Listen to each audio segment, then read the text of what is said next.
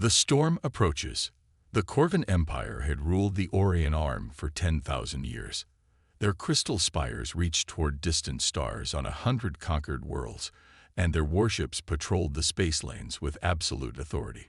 No species dared challenge their rule, no voice spoke against their laws, and no fleet could match their power. Until they discovered Earth. In the gleaming command chamber of the Imperial Palace on Corvan Prime, Supreme Overlord Thax studied the blue-green world displayed before him. His four arms moved gracefully as he manipulated the holographic projection, zooming in on the primitive settlements and crude orbital stations that circled the planet. To his ancient eyes, Earth appeared defenseless, ripe for conquest. Another backward species, Thax mused, his voice resonating through the crystalline walls. They've barely learned to harness fusion power. Send the standard ultimatum. They'll surrender within a solar cycle. But Earth had been watching. For 50 years, ever since first contact with peaceful traders from the Outer Rim, humanity had learned about the Empire. They'd heard whispered stories of worlds stripped bare, of proud civilizations reduced to slave colonies, of the Corvan war machine that crushed all resistance, and humanity had prepared. Deep beneath the Pacific Ocean, in a facility known only to the highest echelons of Earth's United Defense Council, Admiral Jenna Cortez stood before a massive tactical display. The 60-year-old veteran had devoted her entire career to this moment. Her weathered hands moved across control panels as she activated systems that had been dormant for decades. All stations report ready, Admiral. Her second-in-command, Captain Marcus Chen, announced. The Ghost Fleet is powering up. Orbital platforms are online. Project Thunderstrike assets are in position. Cortez nodded, her steel-gray eyes fixed on the display, showing thousands of hidden installations across the solar system coming to life. Humanity had poured its resources into preparation, building warships in secret shipyards carved into asteroids, developing weapons based on reverse-engineered alien technology, and training generations of soldiers for this inevitable day. How long until the Corvan ultimatum arrives? She asked. Based on intercepted communications, 12 hours, Mom. Then let's give our people something to remember. Cortez activated the global communication network. Her image appeared on billions of screens across Earth and its colonies. Citizens of Earth, she began, her voice steady and strong. Today, we face our greatest challenge. The Corvan Empire approaches, believing us weak and unprepared. They expect us to kneel. They expect us to surrender our freedom, our future, our children's dreams. She paused, letting her words sink in. They're wrong. Across the planet, in cities and towns, in orbital habitats and lunar bases, people stopped what they were doing and listened. Parents held their children closer. Soldiers straightened their backs. Scientists and engineers who had worked in secret for decades felt vindication approaching. For 50 years, we've prepared for this moment, Cortez continued. We've built our strength in shadow. We've learned their weaknesses, and now, when they demand our surrender, we have just 2 words for them: no fear. The transmission ended, and across human space, a transformation began. Hidden bunkers opened like metal flowers. Stealth ships shed their camouflage and powered up weapons systems. The peaceful facade Earth had maintained for half a century fell away, revealing the fortress world beneath. 12 hours later, the Corvan Herald ship dropped out of hyperspace at the edge of the solar system. Ambassador Vesk, a lesser noble of the Empire, prepared to deliver the same ultimatum he'd given to dozens of worlds before. He was already composing his report on another successful annexation when his sensors detected something impossible. Multiple ship signatures, his tactical officer reported, confusion evident in his voice. Primitive design, but there are thousands of them. Vesk leaned forward, studying the readings. Impossible. Our intelligence indicated they had fewer than 100 vessels. Sir, we're being hailed. On the view screen, Admiral Cortez appeared, flanked by representatives from every nation on Earth. Vesk straightened, preparing to deliver his message, but Cortez spoke first. "Corvin vessel, you are trespassing in human space. State your intentions." Vesk's mandibles clicked in amusement. "I am Ambassador Vesk of the Corvin Empire. By order of Supreme Overlord Thax, your world is now under Imperial protection. Lower your defenses and prepare for integration into the Empire." Cortez's expression didn't change. "Ambassador Vesk, I am Admiral Jenna Cortez of the Terran Defense Force. We respectfully decline your offer. You have 1 hour to leave our system." The bridge of the Corvin ship fell silent. In 10,000 years, no species had ever refused the ultimatum. Vesk's 4 eyes blinked in sequence, a sign of extreme surprise. "You decline," he managed. "Do you not understand? The Empire commands 1,000,000 warships. We have crushed civilizations far greater than yours." "We understand perfectly," Cortez replied, "and we're not impressed." 59 minutes remaining. Vesk's surprise turned to rage. "Insolent primitives. You dare." The transmission cut off. On Earth's command displays, the Corvin ship began charging its weapons, but humanity was ready. From hidden positions throughout the solar system, Earth's first strike launched. Hundreds of missiles, each equipped with experimental warheads designed specifically to penetrate Corvin shields, streaked through space. The Herald ship, accustomed to dealing with terrified, unprepared worlds, reacted too slowly. The first missile struck, its specialized warhead releasing a cascade of energy that disrupted the ship's shield harmonics. The second and third missiles followed, tearing through the vessel's hull. Within minutes, the proud Corvin Herald ship was reduced to glowing debris. But Vesk had managed to send a final transmission to the Empire. The message was simple: Earth resists. Across the galaxy, monitoring stations picked up the destruction of the Herald ship. On 1,000 worlds, oppressed species watched their comm screens with growing hope. The mighty Corvin Empire had sent a ship to claim another world, and that ship had been destroyed. For the first time in millennia, someone had said no. In the Imperial Palace, Supreme Overlord Thax received the news with disbelief, then fury. He summoned his war council, beings who had overseen the conquest of entire sectors. "A single Herald ship is nothing," War Master Krex assured him. "Send the 7th Fleet. 40 dreadnoughts will reduce their world to glass." Thax nodded slowly. "Yes, but make an example of them first. I want the galaxy to see what happens to those who defy the Empire." Back on Earth, Admiral Cortez studied the tactical projections. The destruction of the Herald ship had bought them time, but not much.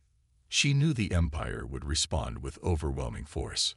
"All commands, this is Admiral Cortez. Execute Fortress Protocol. Activate all defensive systems. Bring the orbital platforms to full power. And launch Project Thunderstrike." Across the solar system, humanity's secret weapons came online. Massive railguns hidden in lunar craters, asteroid bases bristling with missile launchers, and in the depths of space, something else, something that represented humanity's greatest gamble. Dr. Sarah Nazari, lead scientist of Project Thunderstrike, watched as her life's work powered up. The experimental warships were unlike anything in known space, incorporating technology that bent the laws of physics. Gravity wave projectors, quantum torpedoes, shield systems that existed partially in hyperspace. "All Thunderstrike vessels report ready," she reported to Cortez. "Though I should remind you, Admiral, we've never tested them in actual combat." Cortez smiled grimly. "Then consider this the ultimate field test, Doctor." The wait lasted 3 days. Then the hyperspace monitors detected incoming signatures, dozens of them.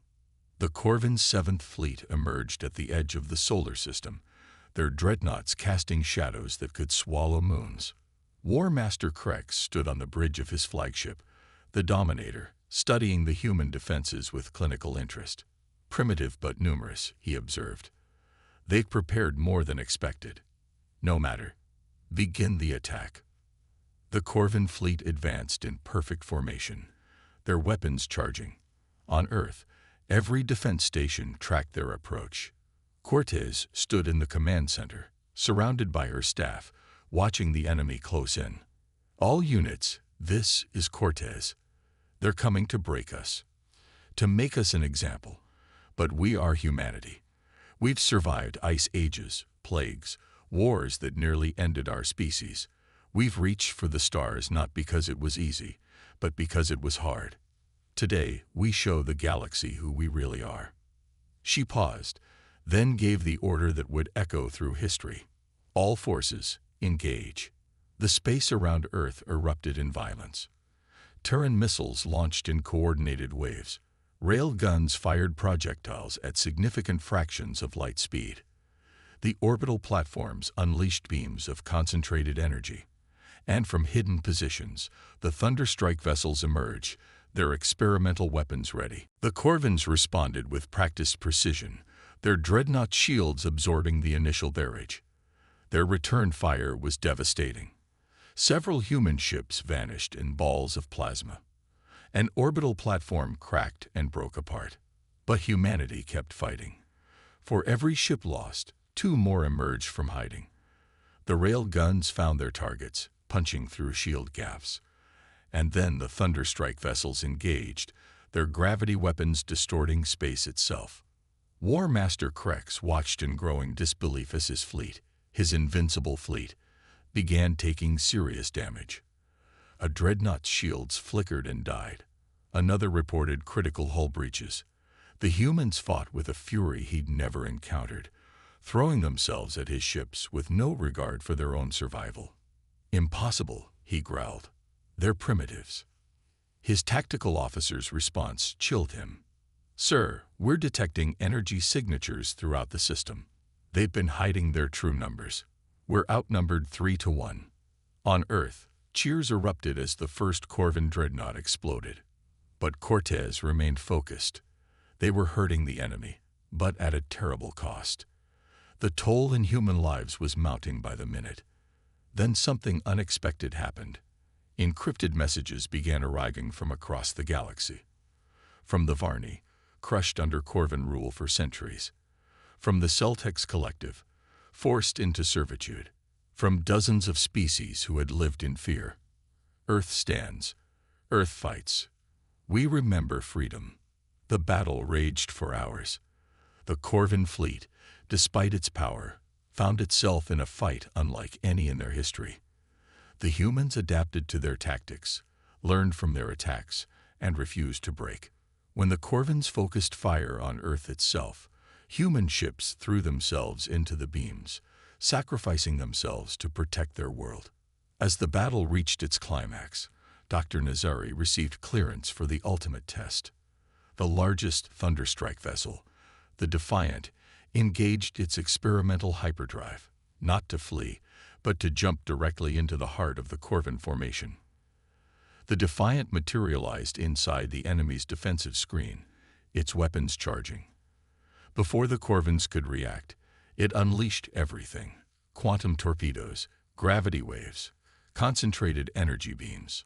3 dreadnoughts simply ceased to exist, their matter scattered across dimensions.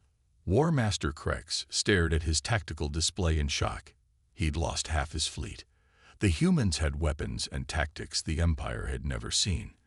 And worse, his long-range sensors were detecting activity across the galaxy. The oppressed species were stirring, inspired by Earth's example. For the first time in his long career, Krex gave an order he'd never imagined. All vessels, retreat. Return to Imperial space. The remaining Corvin ships fled, jumping to hyperspace as human forces harassed their withdrawal. On Earth, exhausted crews watched their enemies vanish among the stars. They had won, but at a tremendous cost. Admiral Cortez surveyed the aftermath. Hundreds of human ships destroyed, thousands of lives lost. But Earth remained free. And across the galaxy, something had changed. The myth of Corvin invincibility was broken. "Admiral," Captain Chen reported, "we're receiving transmissions from across the galaxy. Dozens of species are celebrating. Some are openly defying Corvan authorities. Cortez nodded slowly. We've started something, Marcus. The question is, are we ready for what comes next? In the Imperial Palace, Supreme Overlord Thax received the news of the Seventh Fleet's defeat in cold silence. When War Master Krex finished his report, Thax spoke just one word: mobilize. My lord, Krex asked uncertainly. Mobilize everything. Every fleet, every reserve, every weapon we've held back. Humanity has chosen to be an example. So be it. They'll be an example of what happens when anyone challenges the Empire. But even as the Corvan war machine prepared for total war, messages spread across the galaxy. Species long thought broken began to stir. Secret meetings were held. Old weapons were recovered from hiding places. The spark Earth had lit was becoming a flame. The war for freedom had begun. When stars burned bright, 3 months had passed since the Battle of Sol, as historians would later call humanity's first victory against the Corvan Empire. Across human space, the wreckage had been cleared, the fallen mourned, and defenses strengthened. But everyone knew it was merely the calm before the storm. Admiral Jenna Cortez stood on the observation deck of Fortress Luna, Earth's primary defense station built into the moon itself. The massive installation housed shipyards, weapons platforms, and the command center for humanity's entire defense network. Through the reinforced transparency, she watched Earth turn slowly in the void, its blue-white beauty a reminder of what they fought to protect. Latest intelligence reports, Admiral, Captain Chen announced, handing her a datapad. His face was grim. Our long-range sensors confirm it. The Corvans are mobilizing their entire military. Cortez studied the numbers, her expression unchanging despite the weight in her stomach. 800,000 ships, 40 battle fleets, and that's just what we can detect. Yes, ma'am. Conservative estimates put their total force at over 1 million vessels. She handed back the pad. And our status: 60,000 combat-ready ships, another 20,000 in emergency construction. The orbital defense grid is at full strength. Project Phoenix is, he hesitated, progressing. Cortez nodded. Project Phoenix, humanity's last desperate gamble. A weapon so powerful, so dangerous, that even its creators weren't certain it should be used. But against the force approaching them, they might have no choice. And our new allies? She asked. Chen's expression brightened slightly. Better news there. The Varni have pledged their fleet, 8,000 ships. The Celtics are providing technical support. Even the Gast have broken their neutrality. The Gast. Cortez raised an eyebrow. The insectoid species had remained neutral for centuries, their hive minds calculating that resistance to the Empire was futile.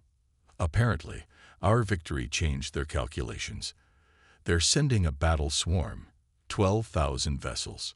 Cortez allowed herself a small smile. Humanity's defiance had indeed lit a fire across the galaxy. Species that had suffered under Corvan rule for millennia were finding their courage. But would it be enough? Deep in the Corvan Empire, Supreme Overlord Thax prepared for what he intended to be the final war.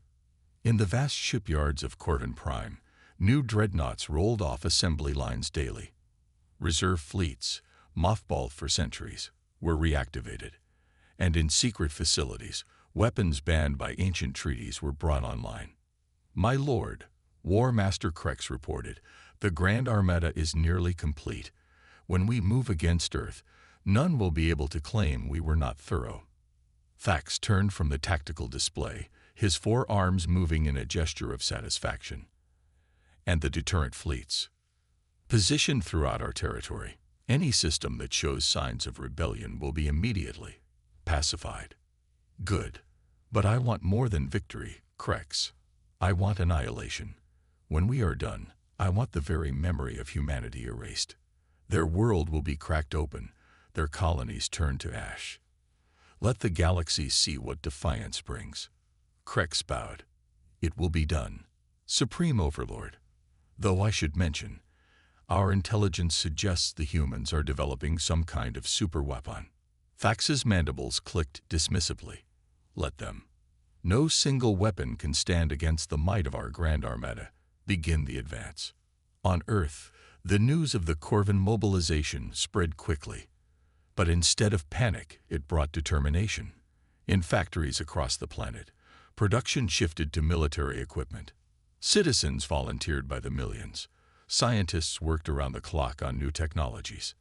Dr. Sarah Nazari stood in the heart of Project Phoenix, deep beneath the Antarctic ice. The massive facility hummed with energy as technicians made final adjustments to the weapon that might be humanity's salvation, or its doom. Quantum field generators are stable, her assistant reported. Dimensional anchors holding. But doctor, the power requirements. Nazari nodded grimly. I know. To fire this weapon, we'll need to channel the entire output of Earth's fusion reactors. One shot. That's all we get. She looked up at the massive device, a sphere of exotic matter contained within layers of energy fields. Project Phoenix wasn't just a weapon. It was an attempt to weaponize the fundamental forces of reality itself. If it worked, it could tear holes in space-time, create gravity wells that could crush fleets or even destabilize stars. If it failed, it could destroy Earth. Admiral Cortez's voice came through the comm system. Dr. Nazari, how soon can Phoenix be ready? 2 weeks, Admiral. But I must stress, we've never tested it at full power. The simulations suggest. I know what they suggest, Doctor. But we're out of options. The Corvin Grand Armada will be here in 3 weeks. If Phoenix isn't ready, she didn't need to finish. They all knew what would happen. As Earth prepared its final defenses, unexpected help arrived from the depths of space. A fleet of ships unlike any seen before emerged from hyperspace. Sleek, organic vessels that seemed to shift and flow like living metal. The Ethereals had come. The Ethereals were legends, an ancient race that had transcended physical form millennia ago. They'd withdrawn from galactic affairs before the Corvin Empire even existed. Their appearance now sent shockwaves through both sides. Their message was simple. The balance must be preserved. Humanity's light must not be extinguished. But the Ethereals brought more than ships. They brought knowledge, weaknesses in Corvin technology, flaws in their tactics, and most importantly, a warning. The Corvins possess a weapon of last resort.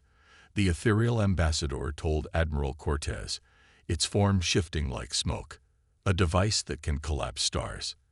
They've never used it, fearing the consequences, but desperation may drive them to it. Cortez felt her blood chill. Can it be stopped? Perhaps, but at great cost. We will help as we can, but the burden must be yours. This is humanity's test. 3 weeks later, the day of reckoning arrived. The Corvin Grand Armada emerged from hyperspace in perfect formation. 1 million ships arranged in concentric spheres around massive command dreadnoughts. At its heart was the Supremacy, Thax's personal flagship, a vessel 30 kilometers long bristling with weapons. The united fleet gathered to oppose them was impressive, but vastly outnumbered. Humans, Varni, Celtex, Geist, and a dozen other species had assembled the largest allied force in galactic history, 200,000 ships. But against the Corvin Armada, they looked pitifully small. Admiral Cortez stood on the bridge of humanity's new flagship, the Indomitable. Around her, officers from multiple species worked side by side, their differences forgotten in the face of extinction. All ships, this is Admiral Cortez. Today, we face odds that history calls impossible, but we stand together, human and alien, young races and old. We stand for freedom, for the right to choose our own destiny. The Corvins think their numbers will break us. Let's show them what unity means. The battle began with long-range bombardment. Corvin heavy guns launched volleys that crossed millions of kilometers in seconds. Allied ships returned fire, their weapons coordinated by Celtex targeting computers. Space itself seemed to burn as energies that could vaporize asteroids were exchanged. The initial exchanges favored the Corvins. Their superior numbers allowed them to focus overwhelming firepower on Allied positions. Ships died by the hundreds, their death throes lighting the void. But the Allies fought with desperate courage, using hit-and-run tactics, gravity slingshots around planets, and suicide runs to inflict maximum damage. The Geist High ships proved particularly effective, their perfect coordination allowing them to swarm isolated Corvin squadrons. The Varni, drawing on centuries of hidden resistance, used electronic warfare to disrupt enemy communications, and humanity's Thunderstrike vessels, though few in number, carved through enemy formations with their exotic weapons. But it wasn't enough. The Corvin numbers were simply too great. For every ship they lost, 10 more took its place. The Allied lines began to buckle. Then the Ethereals made their move. Their organic ships flowed through the battlefield like water, their weapons ignoring shields to strike directly at enemy systems. Corvin vessels found their computers corrupted, their weapons misfiring, their engines failing. The ancient race fought with technologies beyond understanding. Supreme Overlord Thax watched the battle from his throne aboard the Supremacy. Despite the unexpected resistance, victory was assured. But the losses were mounting, and worse. Reports were coming in from across the Empire. Rebellions had erupted on 100 worlds. The United Species have given others hope. Enough, he declared. Deploy the Stellar Collapse device. Target Earth's sun. War Master Krex hesitated. My lord, the device has never been tested. The effects could be. Deploy it. From the Supremacy's hull, a massive projector emerged. Ancient beyond measure, it was the Empire's ultimate sanction, a weapon so terrible they'd never dared use it. Until now. On the Indomitable, alarms screamed. Admiral, massive energy buildup detected from the enemy flagship. It's targeting our sun. Cortez's mind raced. If they destroyed Sol, the explosion would wipe out the entire inner system. Earth, Mars, billions of lives. Gone in an instant. Dr. Nazari, she called. Phoenix. Now. Admiral, we're not ready. The power requirements. Do it. On Earth, every fusion reactor on the planet fed power into Project Phoenix. Cities went dark as energy was redirected. The massive device beneath Antarctica began to glow, reality itself bending around it. In space, both weapons charge. The Stellar Collapse device drew power from the Supremacy's core, preparing to fire a beam that would destabilize Sol's nuclear reactions. Project Phoenix pulled energy from Earth itself, preparing to tear a hole in the universe. They fired simultaneously. The Stellar Collapse beam lanced out, a column of twisted space-time aimed at Earth's sun. But microseconds before impact, Project Phoenix activated. A sphere of absolute nothingness expanded from Earth, a region where the laws of physics simply ceased to exist. The two forces met between Earth and Sol. Reality screamed.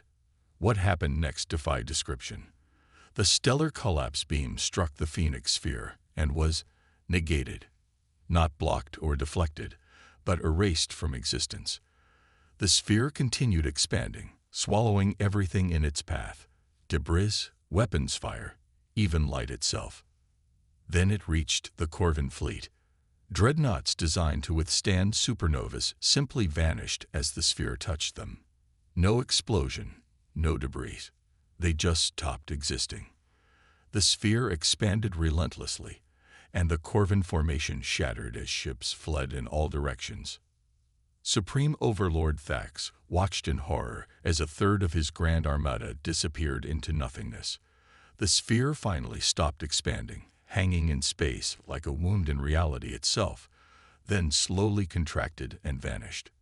In the sudden silence that followed, both fleets paused, stunned by what they'd witnessed. Then Admiral Cortez's voice cut through the void. Corvin Fleet, you've seen what we can do. We didn't want this war. We wanted only freedom. Stand down now, and this ends. Continue fighting, and we'll activate Phoenix again. Your choice. Aboard the Supremacy, Thax stared at the tactical display. A third of his fleet was gone. The stellar collapse device had failed. And if the humans could deploy such a weapon again, for the first time in his ancient life, the Supreme Overlord felt doubt. War Master Krex spoke quietly. My lord, we've lost over 300,000 ships. The Empire is in rebellion, and if they can deploy that weapon at will. Thax's forearms clenched. Everything he built, everything the Empire represented, balanced on this moment. Pride warred with survival, tradition with reality. Finally, he spoke. All ships, stand down. The news traveled faster than light.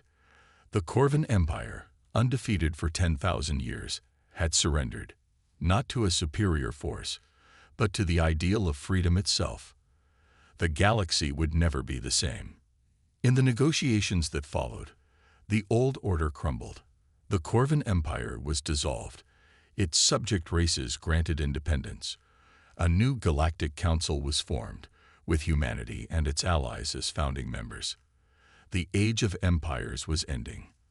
The Age of Cooperation beginning. Admiral Cortez stood once more on Fortress Luna's observation deck, watching the Allied fleets disperse to their homeworlds. Captain Chen joined her, his face showing the exhaustion they all felt. Was it worth it? He asked quietly. The losses, the gamble with Phoenix. Cortez was silent for a long moment. Ask me in 100 years, Marcus, when we see what grows from what we've planted. Below them, Earth turned in space, scared but free. Across the galaxy, species that had known only oppression were taking their first steps toward self-determination.